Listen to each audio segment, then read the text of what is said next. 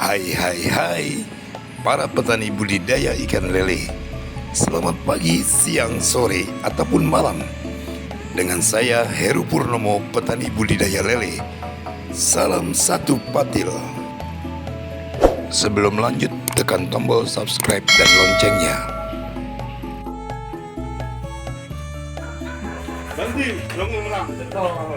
Proses packing bibit untuk kebutuhan para petani binaan KLB yang berada di Jember dan juga Bondowoso. Masih bersama siapa ini? Haji Muhammad Sudarmanto. Iya. Bibit merupakan salah satu faktor penentu kesuksesan budidaya ikan lele. Pasalnya, risiko kerugian yang Anda terima bergantung pada kualitas bibit yang dipilih. Amati secara detail bagaimana performa ikan lele sebelum Anda memutuskan untuk membelinya. Saat ini banyak sekali penjual bibit ikan lele. Mulai dari ikan lele lokal, lele dumbo, sangkuriang sampai piton. Namun, tidak semua bibit yang dijual memiliki kualitas bagus. Cara paling sederhana adalah melihat pergerakan bibit ikan lele. Kalau gerakannya hanya maju mundur cantik saja, jangan dipilih ya. Sudah pasti bibit ikan lele tersebut kurang baik jika dipelihara. Apalagi kalau kulitnya lecet, lebih baik Anda membelinya untuk dimakan saja daripada dipelihara. KLB memiliki kriteria tersendiri untuk memberikan kualitas yang terbaik dan unggul bagi para petani binaannya. Ada 6 ciri yang wajib Anda tahu, antara lain. 1. Bibit berasal dari budidaya benih ikan lele. Kriteria pertama yakni bibit harus berasal dari hasil budidaya benih ikan lele. Pasalnya, bibit tersebut biasanya jauh lebih terjaga kualitasnya karena mengalami proses pemeliharaan intensif selama budidaya. Selain itu, bibit dari budidaya benih ikan lele cenderung berasal dari indukan terbaik. Artinya, Anda tidak meragukan kualitas keturunannya.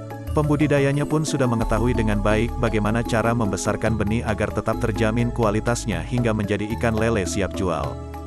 2. Gerakannya lincah. Pernah melihat bibit ikan lele yang gerakannya lamban dan hanya di satu tempat saja? Itulah bibit ikan lele yang jelek. Anda akan sangat mudah menangkap bibit ikan lele ini. Sebaliknya, jika Anda sulit menangkap bibit ikan lele dengan tangan karena gerakannya gesit, berarti bibit tersebut sangat bagus. Perhatikan gerakan bibit ikan lele lainnya. Caranya masukkan bibit ikan lele dalam sebuah wadah. Lalu, miringkan wadah berisi bibit ikan lele. Lihatlah pergerakannya. Jika sebagian besar bibit ikan lele bergerak melawan arus, maka bibit tersebut memang bagus. Namun, apabila bibit ikan lele terbawa arus, artinya bibit tersebut kurang baik. Cara ini ampuh sekali untuk mengetes seberapa gesit bibit ikan lele yang akan dibeli.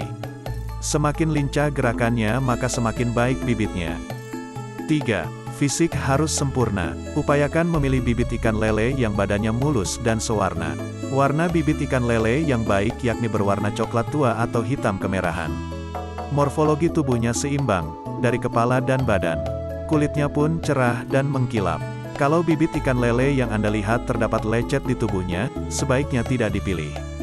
Bibit ikan lele yang bagus tidak pucat dan tidak menggerombol di pojok kolam.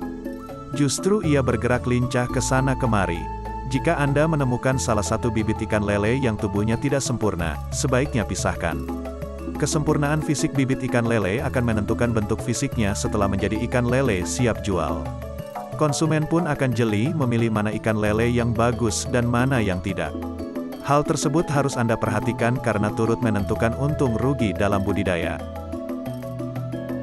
4. Ukuran bibit harus seragam layaknya ikan lainnya.